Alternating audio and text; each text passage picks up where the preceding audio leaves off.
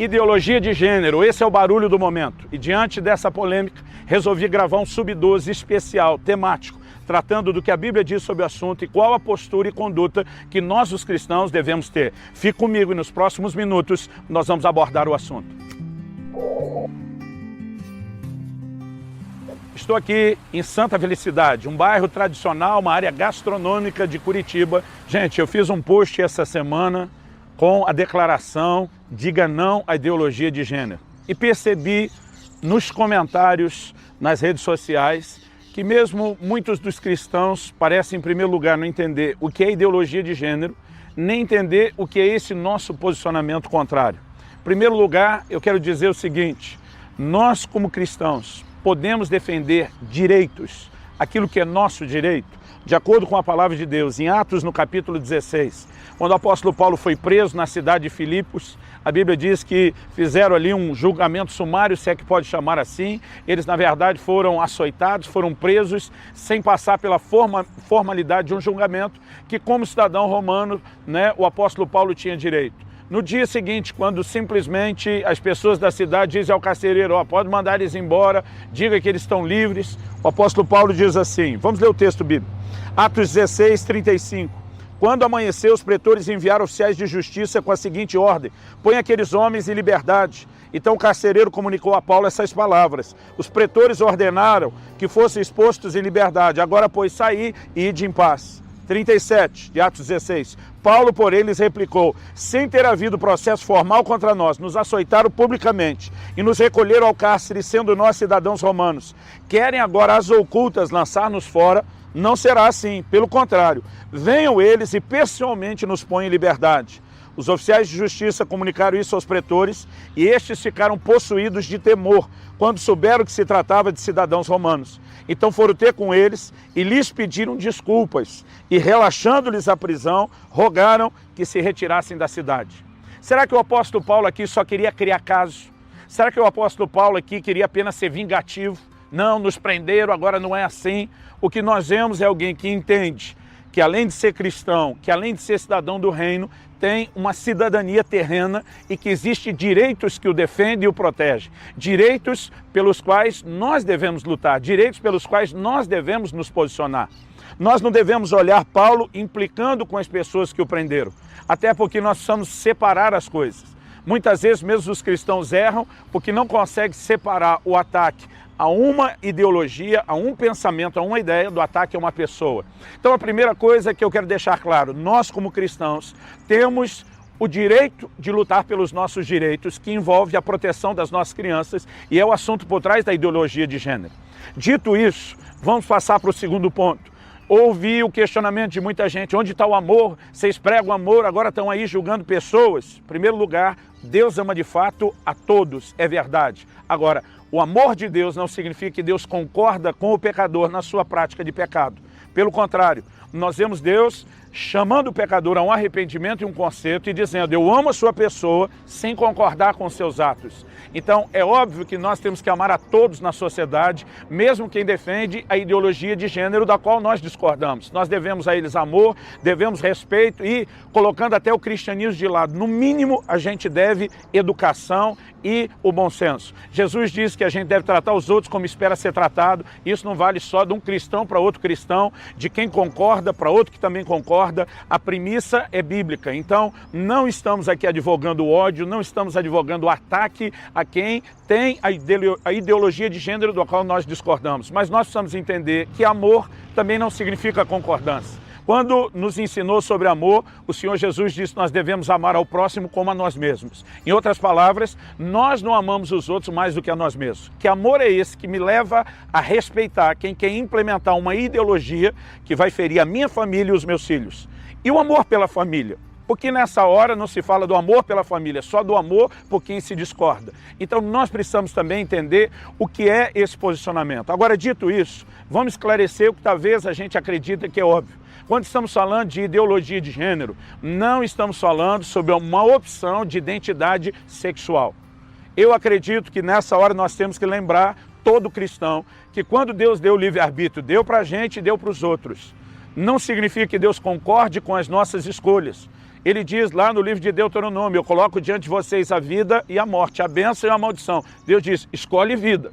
Ele está dizendo, eu vou te dar a sugestão do que você deveria escolher, mas ele está dizendo, a escolha é sua.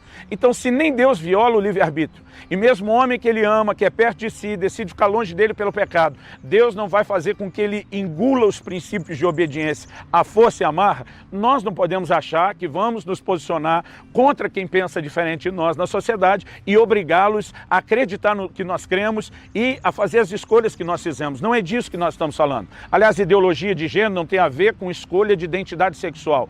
Quando um adulto quer fazer a sua própria opção, concordando a gente como cristão ou não, se aquilo é ou não certo, ele tem o direito de fazer essa escolha. Ele é um adulto, recebeu de Deus o livre-arbítrio e a mesma sociedade dá a ele o direito de fazer essa opção.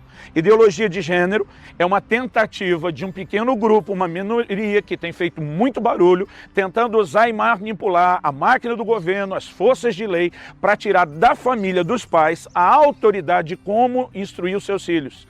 É como se dissesse, todo mundo agora nasce em gênero, vocês não podem dizer para a criança o que elas são, até que elas cresçam e decidam o que elas são. E é interessante a contradição dessas pessoas e desse grupo ideológico. Porque, por exemplo, nós não podemos dizer para os filhos o que são, eles é que têm que escolher. Quando nós, os cristãos, advogamos o direito de que um psicólogo cristão atenda quem tem uma identidade sexual diferenciada e quer mudar a sua opinião, existe guerra. Quando o hetero quer fazer uma opção homossexual, ele é livre para isso. Mas se o homossexual quiser mudar para hetero, ninguém pode ajudá-lo. Então o que nós temos não são pessoas defendendo o direito de escolha.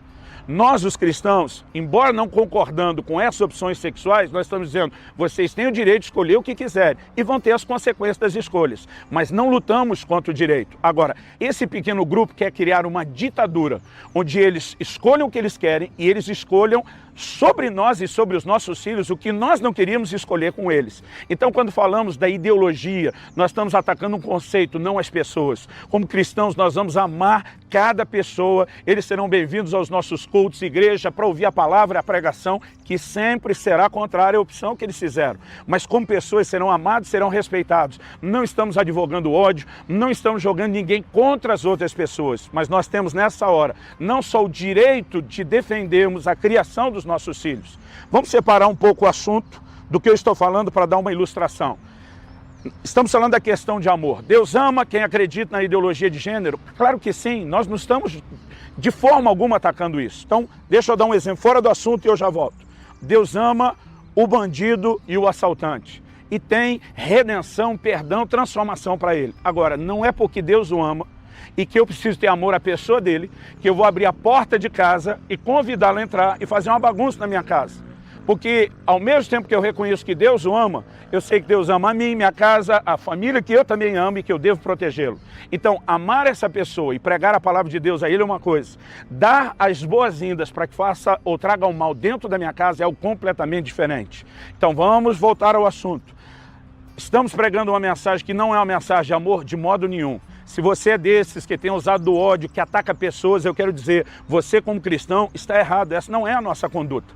Agora, nós não atacamos pessoas, nós atacamos ideias. E não atacamos por atacar, nós temos o direito de defender o nosso direito e de levantar a bandeira e os valores cristãos. Porque esse grupo pode levantar as suas ideias, defender o que eles acreditam. E nós que temos um posicionamento contrário, temos que engolir essa ditadura. Isso não é verdade, nunca foi e nunca será. E eu quero terminar te ajudando a entender o seguinte, biblicamente. Eu já vi gente colocar fora do contexto a declaração de Paulo aos Gálatas, quando ele diz, em Cristo não há homem nem mulher. A Bíblia não está dizendo de forma alguma nada que dê munição para quem prega ideologia de gênero. Paulo só fala isso num contexto de valor diante de Deus, de que espiritualmente não há distinção. O próprio Jesus diz que no céu não se casa, nem se dá em casamento. Essa distinção de macho e fêmea é terrena, é para fins de reprodução. Agora, dentro da família, Deus estabeleceu o papel de cada um. A palavra de Deus fala que o pai, ou o marido é o cabeça do lar. Ele tem autoridade na família, ele tem autoridade de governo. Isso não significa que a mulher não tenha valor. O Senhor Jesus deu um alto valor à mulher que nem a sociedade dos seus dias dava. E nós precisamos entender isso. Por exemplo, meus filhos cresceram entendendo que eles devem submissão e honra aos pais. É um princípio bíblico. Aliás, Quem não é cristão diria que isso, no mínimo, é uma boa educação. E não é porque eles tinham que se submeter aos pais que eles tinham menos valor dentro de casa. Pelo contrário, nós, os pais, nos sacrificamos pelos filhos. Mas ainda assim, há uma cadeia de comando e autoridade. A mesma coisa, nós...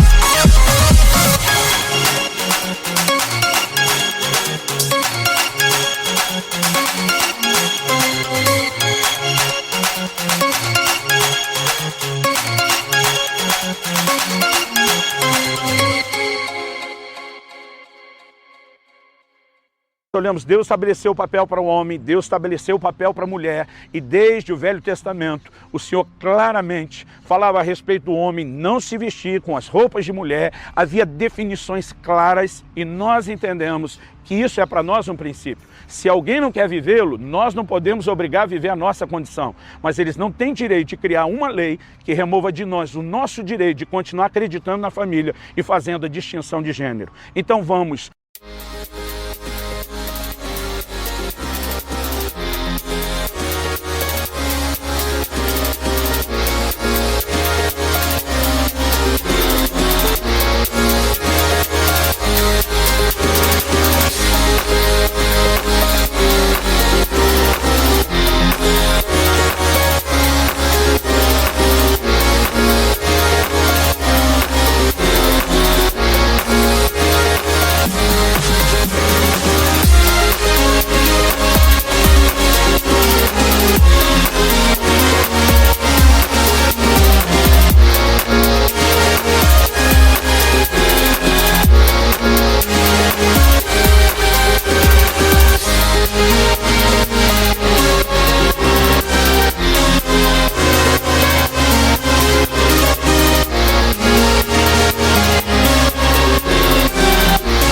Orar pelo assunto, não vamos atacar pessoas, vamos amar, vamos respeitar as pessoas como cristãos, mas vamos sim nos posicionar por algo que não é só um valor cristão que defendemos, mas é também um direito que nós temos na sociedade em que nós vivemos. Eu espero que essa pequena reflexão te ajude a entender o que a palavra de Deus diz, quais são as nossas responsabilidades para com essa sociedade de quem a gente discorda, andar em amor, mas com um posicionamento firme, dizendo nós vamos ser luz, nós vamos ser sal e nós vamos fazer diferença na nossa conduta, mas também na maneira como vamos tratar aqueles que discordam de nós. Porque quer eles acreditem nisso ou não, a verdade é, nós os amamos em Cristo Jesus e vamos demonstrar isso com a nossa conduta. Que Deus te abençoe e te ajude a agir com sabedoria nessa questão.